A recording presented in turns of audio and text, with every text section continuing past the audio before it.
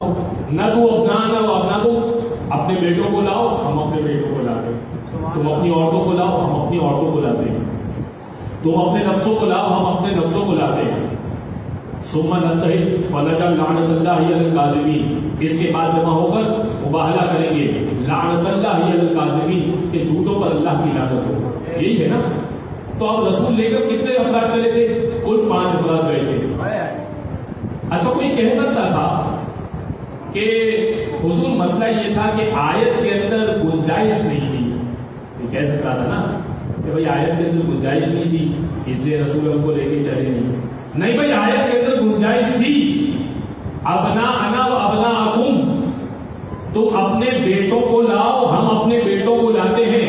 اور عربی جاننے والے افراد جانتے ہیں کہ جب جمع کا صیغہ استعمال ہوتا ہے عربی میں تو کم از کم 3 افراد مراد ہوتے ہیں، زیادہ سے زیادہ جتنے لے جانا چاہے لے جائیں، تو کم از کم 3 افراد رسول اللہ بیٹوں کے مقام پر لے جا سکتے تھے۔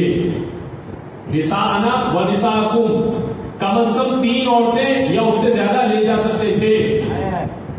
وَأَنفُسَنَا وَأَنفُسَكُمْ، تم اپنے جیسوں کو لاؤ ہم اپنے جیسوں کو لاتے ہیں۔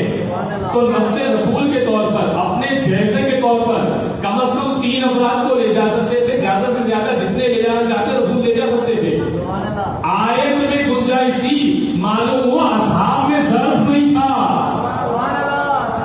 اصحاب میں لیاقت نہیں تھی، اس لیے کہ آگے کی آیت یہ کہہ رہی ہے ثم نبتہل فنجعل لعنت اللہ علی الکاذبین، اس لیے کہ جھوٹوں پہ اللہ کی لعنت پڑنے والی ہے۔